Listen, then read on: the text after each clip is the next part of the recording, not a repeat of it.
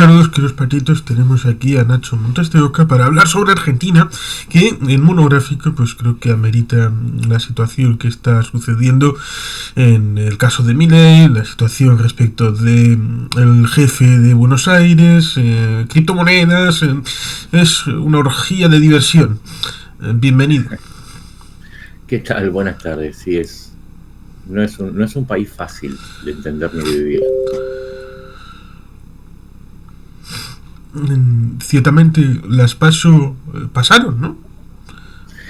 Sí, sí. Las PASO acá las PASO le llamamos a un invento que se hizo durante la época del peronismo, del anterior peronismo, que son unas internas obligatorias donde todos tenemos que votar por algún partido sin estar afiliados, con lo cual se dirimen las internas.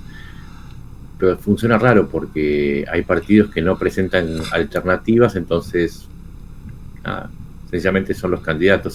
Fue un invento, por un lado, para licuar en internas a los opositores, y por el otro, como el Estado argentino financia el funcionamiento de los partidos políticos y cada elección cuesta entre 300 y 400 millones de dólares, contando lo que pone el Estado más la campaña, era un festival de gasto político, entonces le convenía a los que bueno, pero ya hasta ahora se suspendieron, y en lo que estamos es en la previa, pues se suspendieron las PASO, o por lo menos se hizo el primer paso para que suspendan en el Congreso. Ahora falta que lo ratifique la otra Cámara, y estamos en la previa, entrando ya a la campaña de medio término. Se va a reemplazar la mitad del Congreso y la mitad del Senado, y es donde se va a redefinir el mapa político, que en este momento es una incógnita. No se sabe quién es el que tiene la mayoría. Todos reclaman algo diferente, pero no se sabe cuál es el grupo hegemónico. Sí, quizá por eso resulta sobre todo curioso, porque Javier Milei, llegó por las PASO y ahora se las quita de en medio. Sí, en realidad se sacaron por una cuestión de que se hablaba del gasto, pero también fue un movimiento acá en Argentina, como en otros países, en esto no creo que seamos exclusivos, se inventan causas que son justas, pero se las dimensiona a un punto tal que hacen que uno deje de hablar de la coyuntura o de los temas urgentes. Por ejemplo, hoy se están discutiendo alianzas y un montón de cuestiones, y en la ciudad de Buenos Aires hay 600.000 personas sin energía eléctrica, y esto es porque no se está invirtiendo. Es decir, como se cambió el modelo y ahora el Estado no interviene, entonces las empresas no invierten, a pesar de que se subieron las tarifas hasta un 500%, y bueno, entonces mejor hablar de otras cosas y no preguntarse por qué las empresas que están vinculadas, ya que esto es una de las cosas que pasa en Argentina. Uno de los dueños de Denor, del mayor consorcio energético, además de Pampa Energías, es un personaje de apellido Vila y otro de apellido Manzano, que fueron personas que aportaron a la creación del personaje político de Milei. Entonces, hoy por hoy, si vos vas a los medios de comunicación, en lugar de estar hablando de por qué hay cortes de energía, no solamente en la ciudad de Buenos Aires, sino en el resto del país, y que se dan de manera continuada porque está faltando oferta eléctrica, es porque falta inversión. Pero en lugar de eso, los medios están en las calles preguntando a la gente: ¿tiene usted mucho calor? Y sí, claramente, seguramente tienen calor, porque hoy es un día récord, hay 45 grados de sensación térmica, la gente se está derritiendo, no hay energía, pero es como, en algún punto Argentina se ha transformado en la Cuba del otro extremo político. Todo el mundo cree que es un país arquetípico que marca el rumbo, pero nadie quiere venir a ver realmente qué es lo que sucede. Somos como los cubanos de la nueva era. No sé si te acordás de las cosas que dicen de Cuba, ¿no? Allá funciona todo bien, ese es el modelo perfecto. Excepto que le preguntes a un cubano. Pregúntale a un argentino cómo se está viviendo ahora y te va a decir: sí, bajó la inflación, pero hay un montón de cosas que no están funcionando. Realmente no están funcionando bien. Sí, porque, y esto, aunque pueda sonar una... Digamos que mi madre, aunque no sepa de informática, en un momento dado me dijo, es que tienes el ordenador muy cargado. Y empecé a recortar cosas, quitar documentos, archivos y todo esto, y al final me cargué el ordenador porque había quitado incluso los elementos más esenciales. Esto es un riesgo que Milei y por ósmosis también Elon Musk con su proyecto ahí tan bonito, pues pueden acabar destrozando capacidades importantes del Estado de Argentina o de Estados Unidos. Es que el problema es lo dogmático. Es cuando uno, cansado, porque yo voté a ver, no voy a esconderme, yo lo voté a Milei, pero porque estaba cansado del peronismo, de sus diferentes cepas, ¿no? Y volvía a un personaje como Massa, que era, o sea, absolutamente oscuro, vinculado a todo lo oscuro y criminal que se puede imaginar, más el peronismo. Pero uno pensó, ese es el problema de votar en contra, que es que uno vota para que no llegue tal, y del otro lado hay un dogma. Y Milei, yo no dudo que de sus buenas intenciones iniciales, no tengo la menor duda. Lo conocí personalmente, lo miré a los ojos y no vi una persona que tuviese algún tipo de mala intención. Ahora bien, este dogma de que hay que recortar gastos a ultranza, porque ese es el problema, es como vos decías con lo de la computadora, o como cuando uno dice voy a bajar de peso y empieza a no comer. Entonces llega un momento en que tenés un shock nutricional y terminás en el hospital porque el problema no era comer, sino la forma en que comías.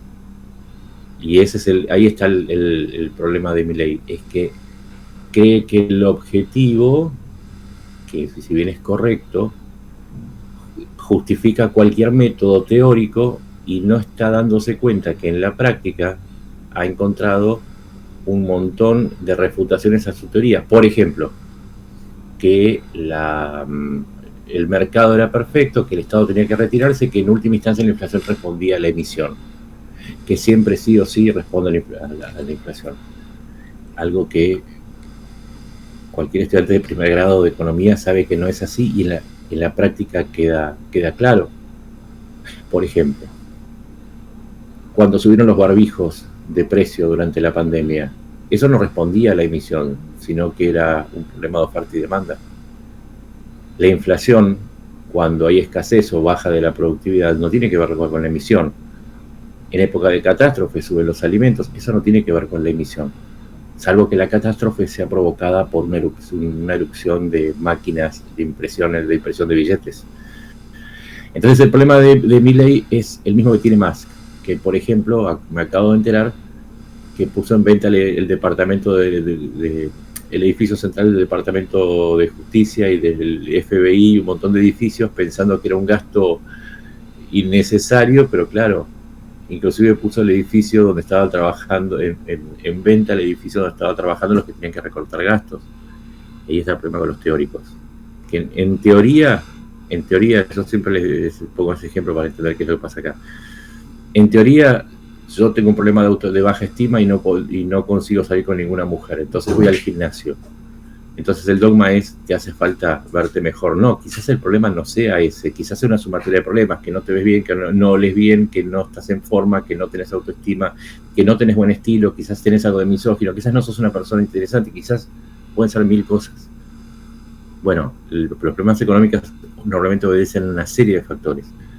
Y eso es lo que le está fallando a Milei. Él está enamorado de la baja de gastos, enamorado de la baja de la inflación, pero no están teniendo en cuenta que las consecuencias son una caída del PBI que rondó, mal recuerdo, dependía de la medición entre el 2 y el 3%. Este año no sé si vamos a tener otra caída del 1,5%. Hubo 180.000 puestos de trabajo perdidos, o sea, aumenta el desempleo. Aumentaron en 35.000 los quebrantos de las pequeñas y medianas industrias. Tenemos una inflación en dólares porque hace un año que no se mueve el dólar, pero se mueve el peso. Es decir, si yo antes usaba 10 pesos, el dólar está en 1.000 pesos. Vamos a redondearlo en 1.000 pesos. Si yo gastaba en una Coca-Cola 1.000 pesos hace un año, estaba gastando $1. ¿Cuál es el problema? Que hoy la Coca-Cola sale 3.000. Entonces a mí me está saliendo $3. Y Argentina se está volviendo cara en dólares. Este es uno de los tantos ejemplos que quiero dar. La baja de impuestos no se registró. Seguimos siendo uno de los países con la mayor presión impositiva. ¿Por qué? Porque hay que bajar el gasto, pero sin bajar la recaudación, porque si no habría déficit. Entonces el productor argentino sigue pagando un montón de impuestos y seguimos siendo poco competitivos. Ahora la importación entran productos más baratos que no podemos competir porque estamos caros en dólares. En fin, tiene muchos problemas y es que es demasiado dogmático y le cuesta. Es un buen auto, se ve bien, se vende bien afuera, pero tiene nada más que un pequeño problema. Viene sin marcha atrás. Ese es el problema que tiene Milei. Sí, resulta curioso porque se ha encontrado casi como la horma de su zapato en Trump, porque, por ejemplo, fue con Modi, el indio, bueno, ahora se llaman Bharatilla, como el proyecto nacionalista hindú, pero en el mismo momento en el que estaba saludando, oh, ¿qué tal estás? Y todo esto, arancel que te pongo.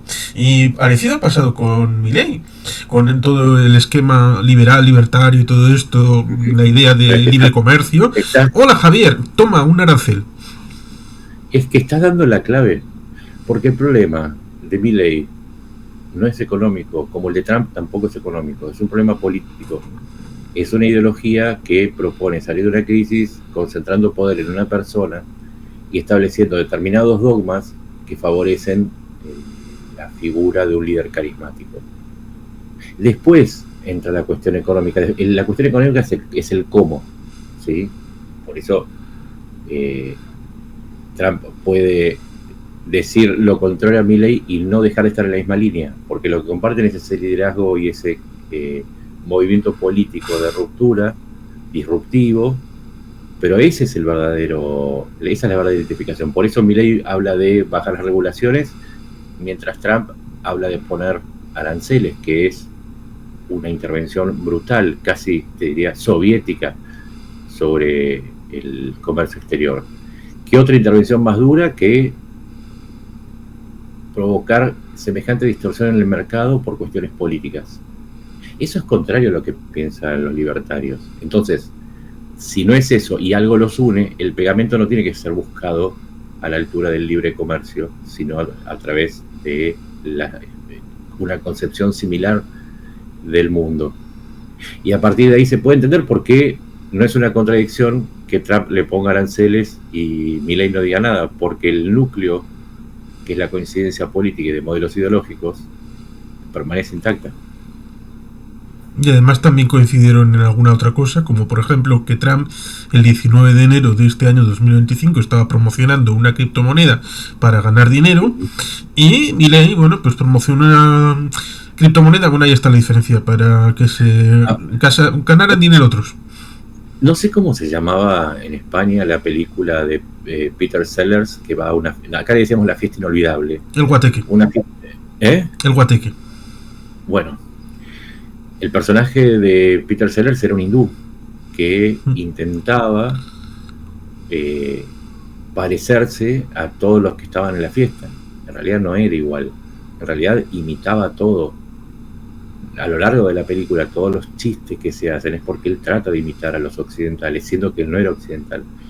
Y de alguna manera, alrededor de Trump, se produce el mismo fenómeno, no solamente en Milei, sino también en personas como Bukele y en sus clones en Europa. No me acuerdo ahora el nombre del británico.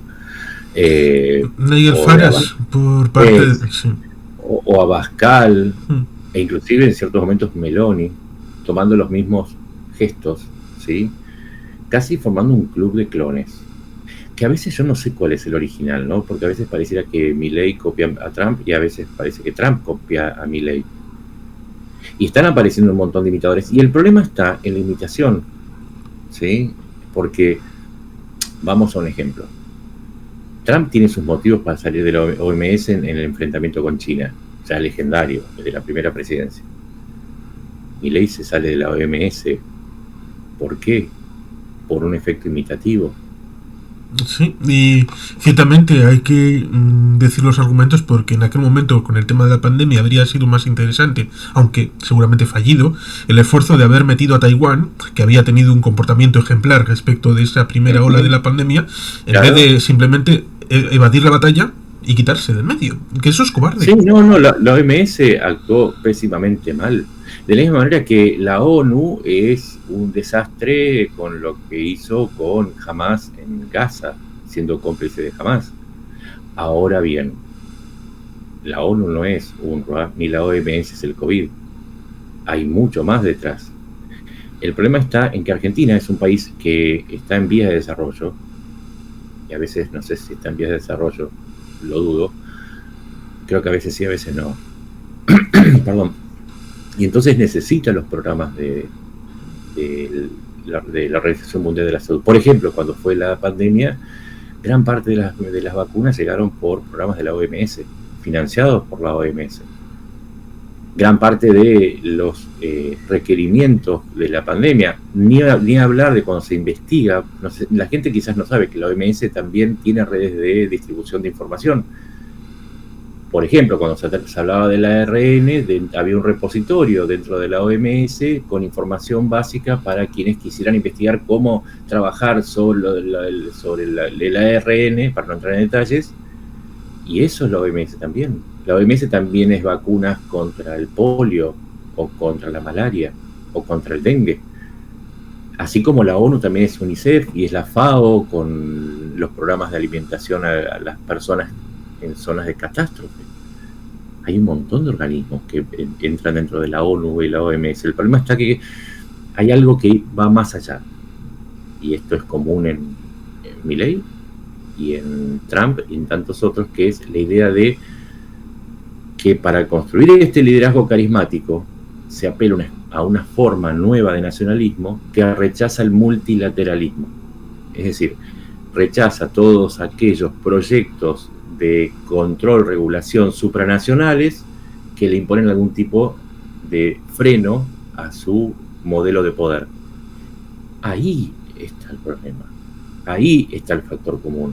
Por eso odian a la OMS, a la UNICEF, el Acuerdo Climático de París, que con sus cosas buenas, tiene cosas buenas, cosas malas, como todo. Ahora bien, antes de la irrupción de estos personajes, ¿qué se hacía? Se buscaba el número para tratar de modificar lo que estaba mal. Ahora es ruptura.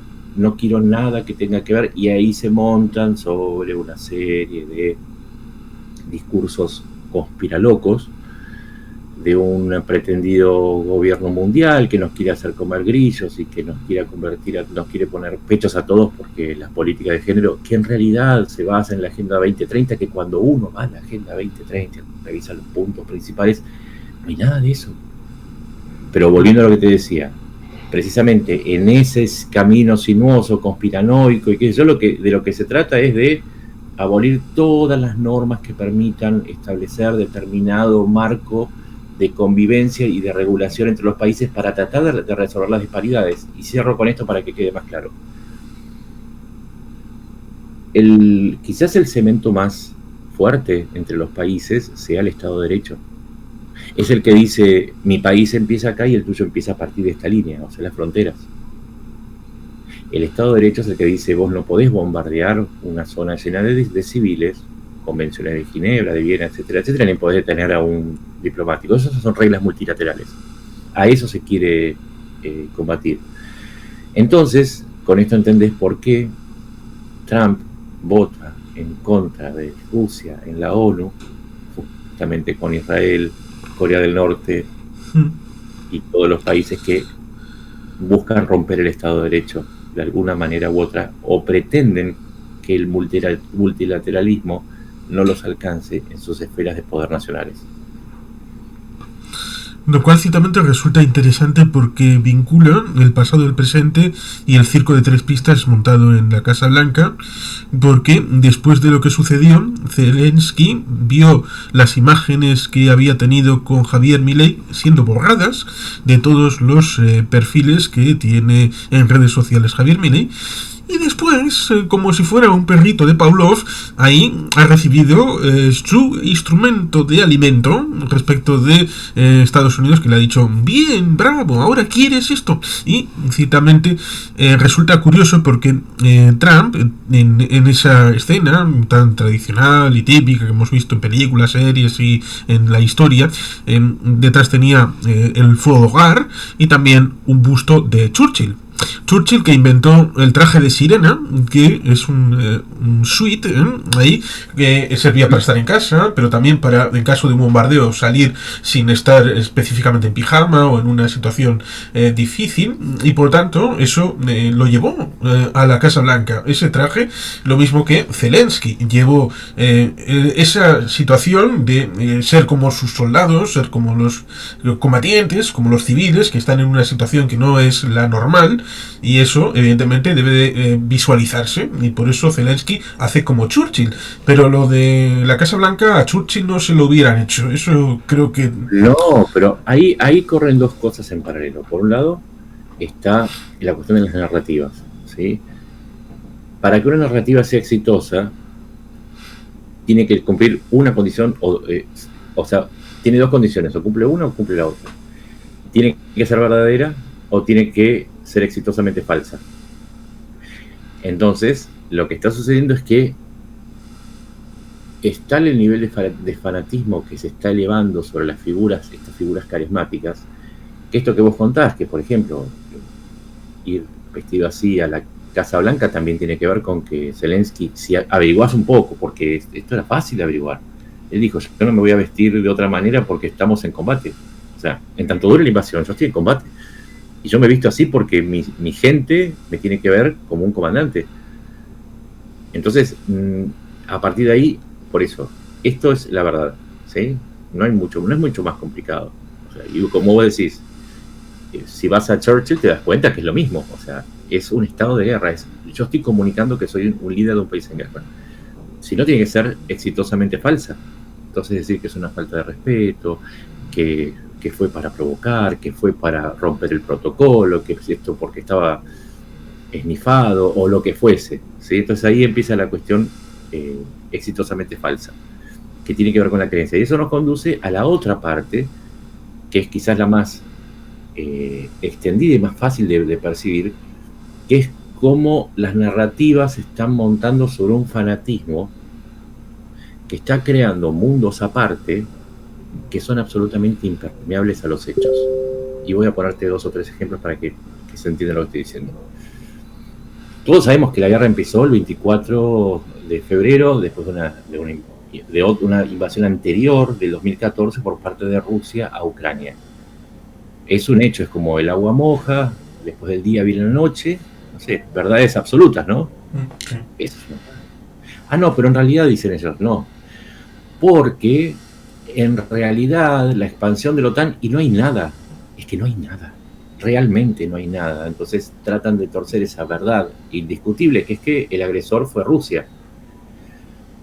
En ese fanatismo, por ejemplo, entran a decir cosas como Trump lo dice, y acá esto es nuclear para entender qué es lo que está pasando. Trump funciona como una especie de papa para un nuevo culto religioso. Y ahí entra la cuestión de la infalibilidad. Es como la infalibilidad del Papa. Si el Papa lo dice, es cierto. Si el Papa no puede equivocarse. Es más, la religión católica dejó de lado la infalibilidad del Papa. Pero en esta neorreligión de la derecha conservadora es tomada como tal. Entonces, Trump dice, nosotros le dimos 350.000 millones de dólares en armas a Ucrania. Y no hay más que chequear para darse cuenta que es mentira. A mí me llevó 15 minutos escribir un hilo explicándolo. Nunca fueron 350.000 millones. Pero, el culto, yo crecí como católico. Y yo sé que el culto te exige una renuncia al criterio propio y decir cosas, aunque el otro te esté demostrando que no es cierto. A ver, es imposible que un espíritu embarace a una mujer. Es una alegoría, señores. Yo como católico te voy a decir, es una alegoría. No hay madres vírgenes. O sea, es condición. para que nazca alguien que la madre sea desvirgada. Ahora bien, es una alegoría, ¿sí? No es cierto. Yo como católico sé que no es cierto, pero mi dogma me dice que tengo que decirlo. Ahora bien, conservo mi criterio para decir, es un dogma, es algo en lo que yo creo, pero no te lo puedo imponer a vos. ¿Por qué? Porque vos quizás sos ateo, musulmán, lo que fuese, no importa. Pero es mi realidad. Ahora, en este neoculto hay una renuncia al criterio propio, hay que repetir lo que dice Trump, darlo por válido, pero además toma algo de la religión católica que es, te acordás de los preceptos, ¿no? Uno de los preceptos es la obligación de evangelizar. ¿Sí? Sí, el apostolado. El apostolado. De esa manera empieza a construirse algo que es una religión política. Y ese es el otro elemento, que si uno sale de lo teórico y va, no importa, Estados Unidos, Salvador, Argentina, está la necesidad de imponer, este es el líder, este es el dogma, esta es la verdad, y vos tenés que convertirte. Ni siquiera te salva el hecho de decir, la verdad es que no me interesa discutir de eso. Porque, por ejemplo, a mí, lo que haga alguien con su entrepierna me tiene sin cuidado. Pero te dicen, vos tenés que pararte frente al fenómeno woke. ¿Por qué? A mí realmente me preocupó durante muchos años y vi que pasaba y se terminó su ciclo. Y no tengo por qué fijar posición hoy. La tengo, pero no me interesa hablar de eso. Esa es otra cosa que tiene esta religión política. Y se parece mucho a la izquierda, a la extrema izquierda, que te decía, vos no podés pensar ningún fenómeno sin considerar las relaciones de producción o las relaciones de dominio de clase, de una clase sobre la otra, o la importancia del capital. Entonces te obligaban a tener un enfoque marxista sobre determinados fenómenos, cuando yo no tenía ganas, porque aparte no me parecía fértil, me parecía que había otros enfoques posibles. Y en esa necesidad de evangelizar al otro, de forzarlo, hay una, si la palabra es forzarlo, hay una tensión y hay una violencia implícita. Y a eso quería llegar con lo que te decía. Sí, eso es interesante.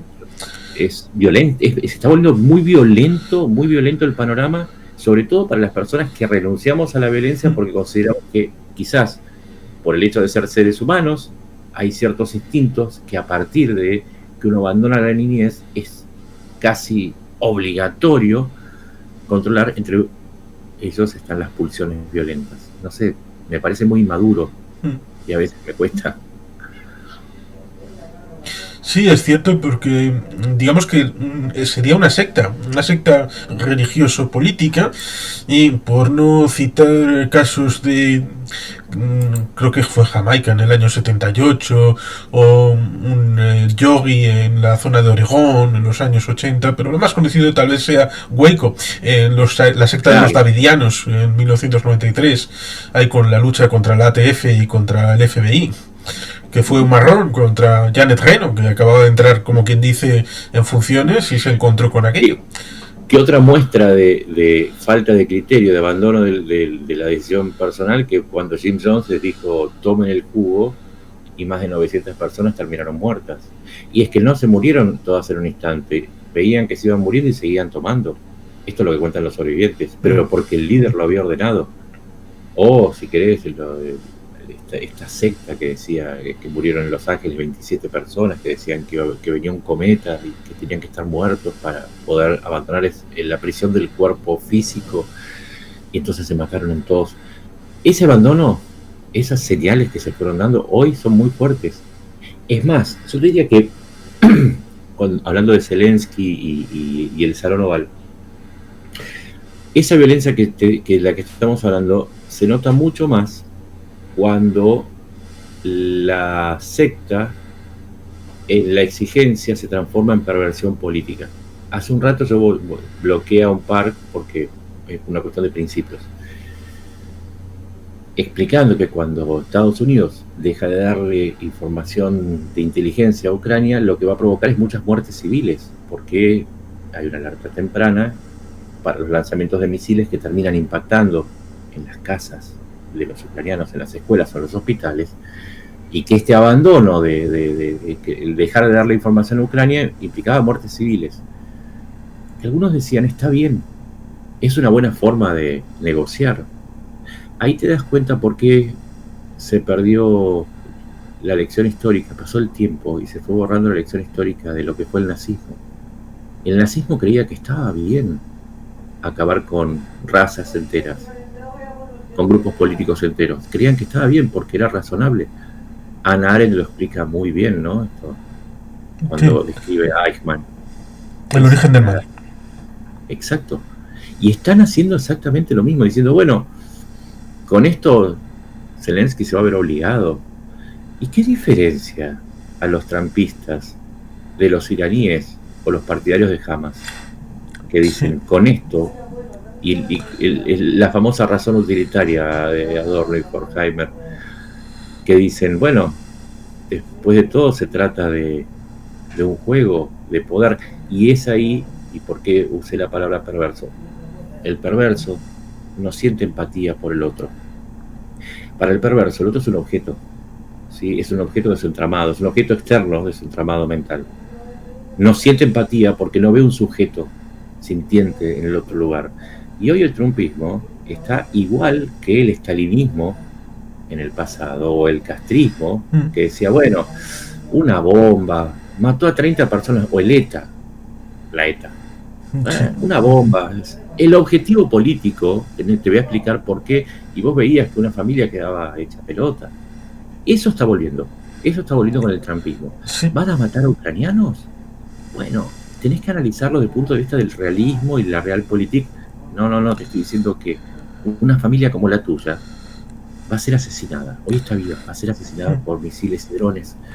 ¿Vos me estás hablando de Malheimer? Sí, es el trasfondo de la canción Zombie de Cranberries, que algunos intentaban, porque está basado en un hecho real, algunos en Irlanda del Norte estaban tratando de justificar la muerte de bebés. Por eso dice que la gente son zombies, porque no tiene nada dentro a la hora de justificar estas cosas. Y en el juego de espejos acabo de leer un libro interesante, como es el de Yoconda Belli, El país bajo mi piel, en el que evidentemente está hablando de la lucha sandinista, años 70, contra el régimen somocista, lo cual ciertamente resulta curioso, porque mientras estaba leyendo eso, a pesar de que el libro está publicado en el año 99-2000, estaba leyendo la dictadura de Murillo Ortega, con lo cual es un juego de espejos respecto de ellos denunciando algo que sucedió en los 70 respecto de una dictadura, entre comillas, de derechas, como era Somoza, y ahora tenemos lo mismo, pero bajo la vestimenta de izquierdas, en el ámbito de Murillo Ortega. Al fin de cuentas la que manda es Rosario Murillo. Es que no se trata de izquierda o derecha, yo hace mucho tiempo me diciendo, se trata de autoritarismo versus democracia. Esa es la verdadera tensión. Te voy a poner otro ejemplo, que también combina la cuestión de esto que hablábamos de el culto al líder que no se equivoca. Mussolini hacía pegar carteles que decían, es cierto porque lo dice Mussolini. Ese era el nivel del fascismo, ¿no? La propuesta para hacer una limpieza étnica, no me equivoco porque esta es la definición, una limpieza étnica en Gaza para instalar una serie de complejos turísticos, es desde cualquier punto de vista una locura ética, moral, política, económica.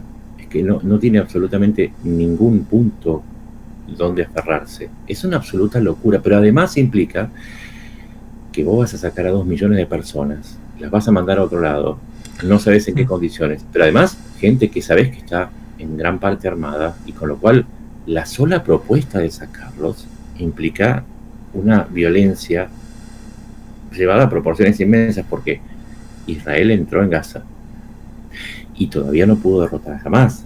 Ahora vos imaginate lo que debería enfrentar cualquier fuerza que intente sacar a esos 2 millones que van a luchar no solamente... A ver, se luchaba por Hamas hasta ahora van a luchar por su supervivencia, por su tierra. Sí. Entonces sería una especie de locura, sería como un baño de sangre, y mucha gente dice, ahora que lo pienso, es razonable. ¿Y por qué lo dijo Trump?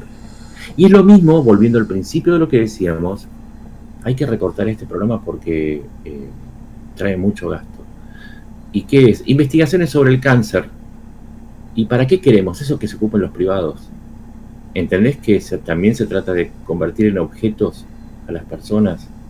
Es un gasto. Una persona es un gasto. Gasto, número. ¿Qué es lo que llevan esos vagones? 400 personas dentro, no, llevan 400 unidades, según mi contabilidad. Y hacen el cálculo y dicen 400. Según la volumétrica entran 450. Entran 450 unidades y entonces aplastás un poquito más a los humanos que estás llevando a Auschwitz. ¿Entendés de lo que estamos hablando? Es de esa locura, ese culto político que está llevando a un nivel staliniano, y la teoría de la herradura funciona, en donde la razón desatada, convertida en utilitaria y vaciada por completo de moral y de ética, nos está llevando a un abismo. Y yo creo que es un abismo lo que a donde nos conduce. Sí, por eso resulta alucinante cuando le preguntaron al señor Javierito por los jueces que metió con un decreto. En la entrevista dice: no, es que los de la UCR, los de la Unión Cívica Radical, ñe. Y no sabe argumentar. Ahí, mira, ahí está la razón utilitaria y la fe ciega del culto al líder. Todos sabemos que el juez Lijo, había dos, ¿no? Pero el principal es Lijo. El juez Lijo es uno de los más corruptos de Argentina. Claramente, todas las causas por corrupción él las pisó y mientras él las pisaba se volvió rico. 1 más 1 siempre es 2. Pero a la vez el juez Lijo lleva la causa CoinX, que es una estafa con monedas cripto, en donde está involucrado Milei, antes inclusive de ser diputado.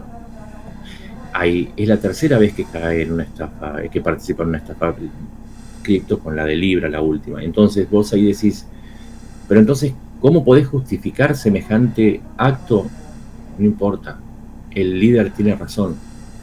El líder nunca se equivoca. Y es cierto porque lo dice Mussolini. No sé si soy claro qué es lo que cómo lo veo. Sí, por eso tal vez el ataque preventivo contra Kicillof, el jefe de Buenos Aires, tal vez viendo en él un posible rival para unas elecciones posibles presidenciales futuras, y amenazas incluso de la intervención física, como pueda ser el 155 respecto de Cataluña en España.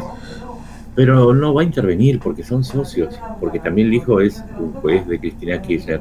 Y en todo caso va a ir contra Kicillof si Kicillof se revela al peronismo de Cristina Kirchner demasiado y quiere irse por su lado y llevarse los votos del peronismo. En ese caso más lo va a atacar Milei. Si realmente Milei estuviese en contra del kirchnerismo ya hubiese hecho algo. Cuando vos tenés todo el aparato del gobierno y tenés todos los archivos, tenés acceso a todos los documentos, es mucho más fácil agarrar a los ladrones de la gestión anterior. Pero si no los agarras y además él dijo, yo no me voy a presentar como querellante en ninguna causa de corrupción, y la Oficina Anticorrupción no se presentó como querellante, no investiga, no hace nada, entonces es que no te interesa investigar hacia atrás, ni a Cristina Kirchner ni a Sergio Massa, otro que gastó 16.000 millones de dólares para hacer una campaña en la que resultó fallida. Y además te voy a tirar un dato para que se entienda un poco mejor cómo están imbricados tanto Milei como el kirchnerismo. Ahora Argentina tiene un fallo en contra por la nacionalización parcial de YPF cuando pasó las acciones de Repsol a YPF, al gobierno. Ese fallo implica 16.000 millones de dólares que se tienen que pagar o se le embarga a Argentina. Es un desastre, es un verdadero desastre. Ahora bien, ¿quién fue el perito de parte que probó que el Estado argentino había perjudicado al grupo Petersen, que pertenecía a la familia Skenazy, que estaba vinculado a la familia Kirchner, y que a su vez, al haber probado ese perjuicio, se permitió vender una parte de ese juicio, que es lo que termina en New York, y con una condena de 6.000 millones de dólares? Ese perito se llama Rodolfo Barra. Rodolfo Barra fue el procurador elegido por Milei apenas asumió.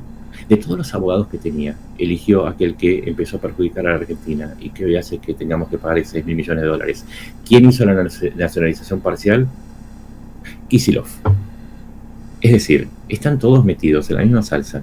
Y si realmente quisiera ir contra Kicillof, no solo le interviene la provincia, sino que ya le hubiese puesto una denuncia por todo lo que hizo con YPF, que termina en un juicio por 16.000 millones de dólares. Ahora bien, y cierro con esto, ¿Por qué no se hizo nada con la causa YPF y terminamos pagando 16 mil millones de dólares en Estados Unidos? Porque la causa en Argentina no avanzó nunca. Se hizo una investigación, una denuncia que tendría que haber alcanzado no solamente a Kicillof, sino que también a Cristina Kirchner. ¿Quién era el juez de esa causa? El juez Lijo, el mismo que quiere mandar Milei a la Corte Suprema. Entonces, todo se trata de una enorme y muy perversa y muy cínica maniobra en la que hacen como que se pelean, pero como los gatos están reproduciendo. Y estoy enojadísimo ahora.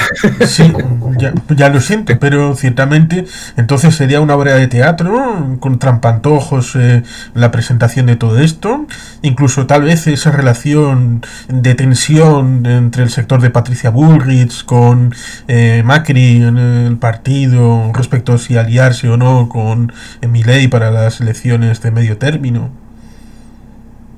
Mirá, hay un problema. Esta agresividad y este culto al líder y a su vez la vinculación orgánica con el kirchnerismo hizo que durante más de un año los grupos libertarios que obedecen a Milei y muchos de los que están siendo pagados ahora con dinero del gobierno hayan tomado como objetivo prioritario no al kirchnerismo, sino a Macri y a todos los partidos que forman parte del PRO, incluyendo los radicales y los del ARI. La estrategia era muy sencilla, que el panorama político quedara dividido solamente en dos y que ese tercio, que era el PRO, quedara fuera de juego para que se dirimiera entre estos dos pares que supuestamente son enemigos, que es el peronismo de Cristina Kirchner, o Kicillof y Milei. Dentro de ese proceso también hubo un trabajo muy fuerte para quitarle dirigentes al PRO, entre los que están, por ejemplo, Patricia Bullrich, ex candidata del PRO, que además ahora, después de ser respaldada por Macri para que se presente, y después de que Macri apoyara a Milei no solamente en la segunda vuelta, sino durante muchas de las leyes clave, de pronto los libertarios están tomando como objetivo cada vez más fuerte a Macri. Entonces Macri en un momento dijo, se terminó acá.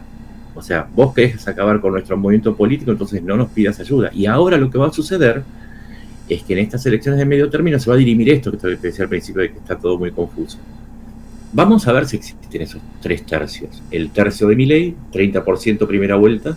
El tercio del PRO, 24.8% en la primera vuelta. Y el tercio del peronismo de Massa, creo que sacó un 34%. Vamos a ver cómo se arma. Lo que pasa es que nadie sabe cómo va a funcionar porque el otro elemento que falta es que hoy en Argentina mucha gente no lo nota afuera, pero el sistema de opinión pública está absolutamente intervenido. Entonces no tenés noticias reales porque nadie se anima a hablar. Yo me dedico a internacionales, pero me da mucha fiaca hablar de temas nacionales porque te atacan por todos lados. Hay un sistema de milicias digitales que atacan no solamente la reputación, sino también el trabajo de cada uno.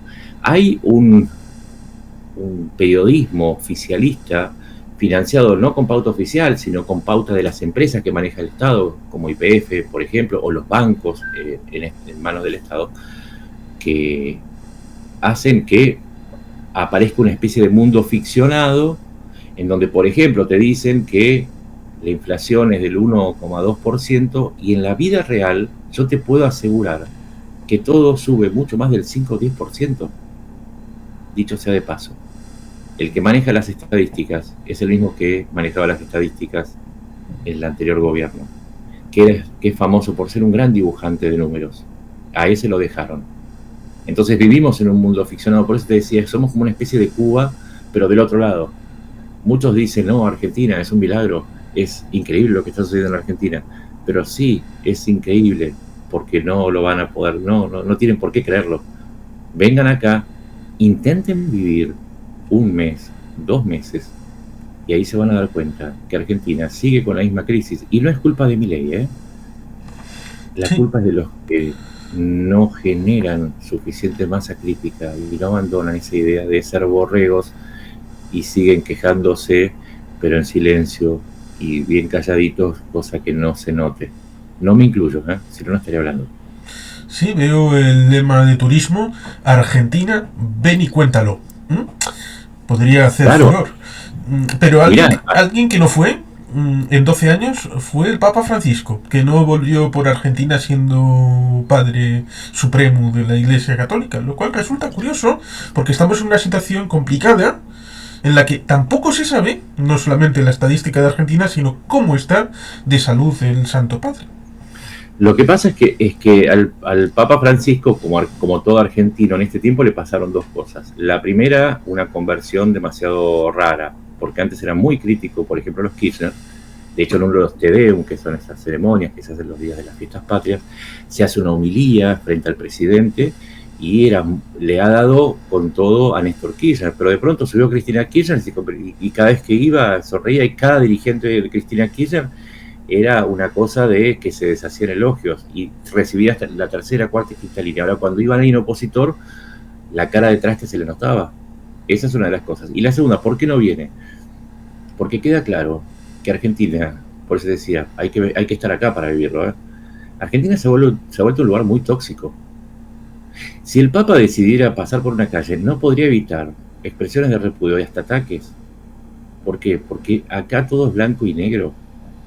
Con todas las críticas que estoy haciendo, yo no tengo ningún problema con los libertarios, ni con la izquierda, ni con los woke, ni con un hombre de misa diaria, ni con un travesti. Me da exactamente igual, porque a mí me interesa la diversidad. Yo soy liberal, ¿sí? Y como liberal me da lo mismo. Ahora, somos muy pocos los que tenemos tolerancia. Si vos vas a las redes argentinas, el nivel de violencia y de ataque y de descalificación y de cosificación del otro, es decir, de la falta de empatía, la falta de escucha, la falta de capacidad para conciliar, es inmensa. Yo no sé cómo en este país no nos hemos matado todavía. Eso explica por qué no vino el Papa también. Porque sabe que se mete en un hervidero. Hoy los políticos, y esto te lo puedo asegurar, salvo en actos controlados, no pueden andar por la calle, no pueden organizar un acto, no se pueden sentar en un lugar porque hacen lo que se llama un escrache. Los atacan. Yo esto no lo veo en otros lugares del mundo. Yo he estado, no sé, en Uruguay, me acuerdo que estaba sentado una vez en vacaciones de chico, y de pronto mi padre me dice, ese que está ahí es el expresidente, creo que era Berri, es el expresidente de acá de Uruguay. Y estaba ahí. Son pocos acá en Argentina los que pueden salir a la calle. Y además, si tenés un mínimo de notoriedad, tenés que andar cuidándote que alguien no venga y te pegue una trompada. Sé que en España también pasa, pero yo te puedo asegurar que el nivel de polarización respecto a cualquier tema, ¿sí? Partidos políticos, cuestión de género, cuestión del aborto, cuestiones económicas, deriva en que, por ejemplo, en las mesas familiares, y no en la mía, sino en la de la enorme mayoría, estén prohibidos hablar de política o de religión, porque terminamos todos a las patadas. Esa es una cuestión de sanidad, pero lo loco está en que la prohibición revela que la tensión es tan grande que en una mesa familiar se tiene que imponer una prohibición. No es divertido eso, ¿eh? Es una prohibición, o sea, en una mesa familiar, entre hermanos, no se puede hablar de algo. Sí, esto en España fue sobre todo grave en la época del surgimiento de Podemos, Ciudadanos, lo alto más de la crisis de 2008, cuando hubo esas dificultades y escraches a cargos públicos, sobre todo del PP, a pesar de que luego lo que alguno llamó jarabe democrático, pues algunos también lo acabaron recibiendo, porque si tú das el placet o el nihil obstat para que se dé sobre un sector político, pues evidentemente otros toman nota y dicen, bueno, entonces te parecerá bien que lo recibas tú también, este bonito jarabe democrático. Pero sí, ciertamente, pero en esa época no estaban las redes, y en las redes eso se potencia. Entonces vos vas cargando, ahí encima el maldito algoritmo. Si vos decís, esto no me gusta, toma nota, y dice, esto no le gusta, entonces si no le gusta, cuando lo vea se va a indignar y se va a quedar un rato más para pelear. Entonces te lo sigue poniendo. Y está el nivel de violencia. Yo insisto en algo, no digo, no soy catastrófico, decir, esto va a explotar y vamos a matar. No, lo que digo es, lamentablemente se están cargando tanto las tintas con tantos temas que terminamos antagonizando por cualquier cosa y terminamos perdiendo la posibilidad de hablar. Claro. Sí, espero que la cosa vaya civilizada y no Hombre, en el pasado Argentina pasó por golpes de Estado y situaciones conflictivas. Espero que no haya nada de eso, ni una guerra civil. Hubo ahí en el 78-79 precisamente el conflicto posible del Beagle, y que precisamente Juan Pablo II contribuyó a aplacarlo, que no llegara en una guerra abierta. Evidentemente, siendo tú argentino, es que tengo que volver a preguntar, ¿sabes cómo está el Santo Padre? Porque es algo que lleva ya bastantes días, de 2 a 3 semanas en el Gemelli. Y claro, para Argentina supuso casi como ganar un mundial el hecho de que fuera elegido Santo Padre. Momento, pero en su momento, no, ya a esta altura muy poca gente se identifica. Bueno, yo lo conocí, lo llegué a conocer, pero no es la misma persona. Ahora es el Papa. Ahora ya ni siquiera renunció a su nacionalidad, es como que quedó superado por ese personaje. Quizás sí, cuando son elegidos tienen la ciudadanía vaticana, eso es cierto. Y es como la reina de Holanda. La reina de Holanda es argentina, pero sí, máxima. Es máxima. No Messi, A Messi es argentino porque juega en la selección. Máxima, pero bueno, Máxima es vasco-argentina, con aquel origen un poco dudoso de su padre y todo aquello, sí. Creo que también es Boer, me parece que también tiene algo de Boer. Pero, como sea, lo del Papa, la verdad es que no se menciona como una noticia obligada. Pero si hubiese algún tipo de identificación masiva, se organizarían, como en otros temas, por ejemplo, algún tipo de manifestación de apoyo, algún tipo de misa masiva para orar por su salud. Pero no hay, más allá de los medios no hay mucho registro de lo que le está pasando, porque se ha convertido en una figura internacional y por lo que contaba antes, también hubo un quiebre importante, porque de alguna manera esa actitud muy tirada hacia el peronismo kirchnerista hizo que una parte mayoritaria del país, que hoy repudia al peronismo y sobre todo repudia al kirchnerismo, lo haya tomado, si no lo mira negativamente, hace algo peor que el odio, que es ignorarlo. Entonces, no es un tema, o sea, lo vas a encontrar en los diarios argentinos, pero es posible que un diario italiano lo publique 2 horas antes que aparezca en un argentino, porque como ese es el lugar en la agenda que está ocupando. Seguramente cuando se muera vamos a llorar porque es un argentino, pero porque somos como el resto de los países, somos dramáticos. Pero... Sí, como la iglesia maradoniana, que también tuvo su culto y sus dificultades a la hora de la vida, pero luego cuando murió, pues ahí hubo una demostración de duelo muy importante. Claro, bueno, sí, porque ¿quién va a desaprovechar la oportunidad de ser dramático y de sacarse una selfie? Es el signo de los tiempos, y además antes pasaba, cuando se murió Perón hubo 3 millones de personas en las calles y éramos 25 millones de habitantes. Sí, eso es algo natural, pero hoy por hoy te diría que más allá de Milei, Cristina Kirchner y Macri, no hay, y por supuesto Messi, no hay personajes demasiado gravitantes.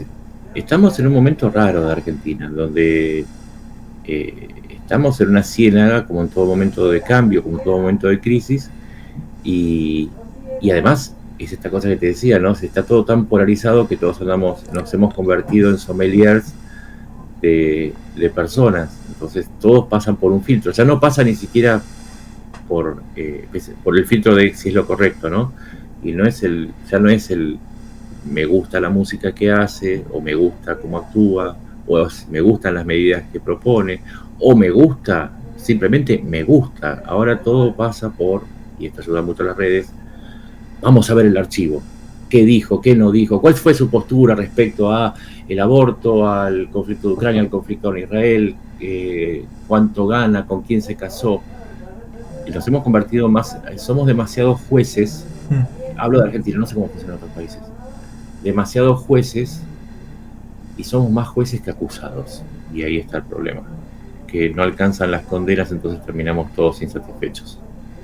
Sí, efectivamente lo decía, porque si uno mira las redes, y es alucinante, nos encontramos con la idea de por la noche parece que el Papa está muy mal. muy malito, tiene convulsiones, ataques y todo esto, pero por la mañana vamos a las mismas redes y nos encontramos el Papa desayunado, está perfecto, ha dormido muy bien, toma su cafecito, está departiendo con la gente, lee las noticias y todo esto, con lo cual resulta ciertamente Bueno, pero alucinante. eso es Y evidentemente el el- interés, porque en principio en Argentina creo que sigue habiendo católicos, confírmame si eso, sí, nominalmente son la mayoría, y sí, o somos la nos mayoría. encontramos ciertamente que el propio Trump, dicen las malas lenguas, que ha comentado que, oye, el cónclave, el próximo que va a ser, me ponéis a uno de mis cardenales, porque todavía tiene cierta importancia esto del cónclave. Evidentemente, dudo muchísimo que vaya a ser otra vez un Pero argentino. Trump debería ser argentino. Nosotros los Mm. argentinos, cuando hay relámpagos, salimos porque creemos que se están sacando fotos. Y hay un dicho que dice, ¿sabe cómo se suicida un argentino? Se sube a su ego y se arroja. Trump es ego puro. Trump no cuenta. Hay que empezar a entender algo. Trump no cuenta en la mayor parte de las cosas. Es una boca gigante, ¿sí? Con orejas muy pequeñas. Que él diga que quiere un papa de tal o cual, ok, sí, te agrando el pedido con papas fritas si querés. No cuenta, quiero el canal de Panamá. Hasta un presidente como el de Panamá le dice, déjese de joder. Quiero Groenlandia. Hoy los groenlandeses, pues ni siquiera los daneses, o sea, los habitantes de una colonia danesa, están diciendo, no nos interesa. Los árabes le acaban de decir con lo de Gaza, no, la plata la ponemos nosotros para reconstruir Gaza. Ucrania le dijo, no me interesa ese pacto. Europa le dijo, me pones aranceles, te pongo más. México le dijo, me pones aranceles, te los doblo. Canadá le dijo, te pongo aranceles, te corto la energía. Se ha creado una imagen como que Trump dice, a partir de hoy, esto es así. Y la verdad es que no pasa nada. No pasa nada. Realmente no pasa nada. Hay cosas que hace con daña a Ucrania, que le va a provocar muchos muertos, toma partido enviándole más armamento a Israel en el momento en que se está armando otro conflicto nuevo. Pero más allá de eso, lo que diga Trump no tiene la menor importancia. Yo que estoy en la campaña bajemos a Trump del pedestal. Es una persona que es el presidente del país más poderoso del mundo, pero que sufre de una creciente impotencia. Hay que entenderlo. Sí, Es que esa situación es conflictiva y complicada porque sabes perfectamente que cuando la dictadura tenía los niveles más bajos se lanzó a la aventura con Malvinas. Con lo cual sí, espero que no haya tentaciones de ese ámbito. Eh, Sobre todo en la vista más o menos larga, a pesar de que esta gente va con la mira muy corta. En yo no creo 2048, que, en o sea que 2048 yo hay la no creo que, posibilidad de renovar el tema antártico y pueden reabrirse. Y Argentina yo tiene no ahí creo, el mapa con un sector de la Argentina en Antártida. sí, yo no creo que Trump inicie ningún conflicto, sencillamente porque es un empresario que ve el gasto, porque hablábamos al principio. Una guerra siempre es costosa y además no estaría perdiendo tantos aliados si su idea fuese armar una guerra. Como todo empresario, si vos vas a empezar un joint venture o una inversión, lo primero que haces es buscar socios. Si vos estás tranquilo, no buscas socios. Si vos tenés un plan, buscas socios. Entonces yo no creo que tenga ningún plan, por lo menos de guerra. Lo que decías del Tratado Antártico. Argentina hace las reservas como mejor le cabe. Hubo un trabajo que es más importante, que es la cuestión de la plataforma marítima, que eso le da argumentos para después reclamar territorios antárticos, pero estamos reclamando territorios antárticos que se superponen con los de Chile, con los de Gran Bretaña, con lo cual ahí hay un problema. Y además tenemos la mayor base rusa, la mayor base china en la zona que reclamamos como nuestra. O sea, todo lo del Tratado Antártico va a ser un enorme problema a partir, que no me acuerdo si es en el 48, Sí, 2048. 2048 que se termina la prórroga. Pero afortunadamente ahí yo voy a estar seguramente retirado disfrutando de las regalías de mi libro Tenía razón con Trump. Era un bocón. La muestra lo voy a escribir. Bien, yo te hago el prólogo. Sí, creo que una de las cosas que mira cómo se pasó el tiempo. Bueno, pero estuvo bueno. Mira, una de las cosas que yo creo que es la tarea de los que comunicamos, analizamos, es tratar que la gente esté pisando lo mejor o la mayor cantidad de realidad posible, ¿sí? Es cierto que el sensacionalismo vende. Es cierto que a mí me iría mucho mejor si estuviera todo el tiempo diciendo, oh, si viene la guerra nuclear, Putin en cualquier momento lanza misiles, o me haría, no sé, tendría mucho más ingresos si describiera amenazas y pusiera todo el tiempo en mi cuenta imágenes de, por ejemplo, la matanza de cristianos en algún lugar de África, o la expulsión de, no sé, de los musulmanes en Myanmar, o lo que fuese, ¿no? O algún exceso, algún tiroteo de algún musulmán en Europa. Pero no, yo no acepto esa premisa. Para mí hay que informar a la gente y decirle cuál es el grado de realidad y no jugar con la ansiedad de la gente. Yo creo que ese es otro de los problemas, que los comunicadores, y en esto no me hago cargo porque yo sé que no lo hago, pero sí lo veo como un problema. Los comunicadores están en esta carrera por lograr notoriedad y lograr clics, no están analizando y presentando las cosas como son, sino que están permanentemente buscando alertas, el mundo se va a terminar, viene un meteorito, Trump va a terminar con el mundo, China nos va a invadir, vamos a convertirnos en una dictadura porque no sé qué y porque Rusia va a tirar sus cohetes nucleares. No, nada de eso está pasando todavía. Hay que analizar, y cuando surja algo, por ejemplo, lo que contamos hoy del corte de la comunicación de inteligencia a Ucrania, contar por qué sucede, cuáles son las implicancias, eso sí es grave. Un bombardeo hay que contarlo. Un masacre como la de el 7 de octubre o como la de Isium o con la de Bucha, hay que contarlas, pero no hay que vivir de eso. No hay que vivir de eso, hay que contar todo lo otro que está alrededor de esas masacres para que la gente entienda qué es lo que está sucediendo. Y lo que está sucediendo es episódico, a veces con violencia y a veces de lucha política. Y afortunadamente, porque en vez de canalizarse a través de la violencia, se canaliza a través de la política. Ejemplo, los problemas entre Europa y Estados Unidos, o los problemas entre China y Estados Unidos. Por ahora, en el campo político, creo que no hay que calentar mucho más las aguas de un mundo que está demasiado en turbulencia. No hay que agitar. A ver, voy a poner una imagen, me gustan las metáforas, ¿no? Ya te has dado cuenta. El agua está hirviendo. Por favor, no agitemos la olla, porque nos vamos a terminar quemando todos. Destapemos y veamos qué es lo que sucede. No sigamos salpicando a todo el mundo, porque la vamos a pasar todos mal. Eso es lo que intento todos los días. Si esto es así, 40 grados, no 100, no 20, no 0. Esta es la temperatura. En última instancia se trata de decir la verdad. ¿Te acuerdas lo que decíamos al principio? La tensión entre la verdad y la mentira perfecta. Dijimos, eso y la tensión entre autoritarismo y democracia. La democracia y la verdad. El autoritarismo o la autocracia y la verdad perfecta. Estos son los ejes. Sobre esto manejémonos si les gusta vivir tranquilos e informados. El resto es infotenimiento.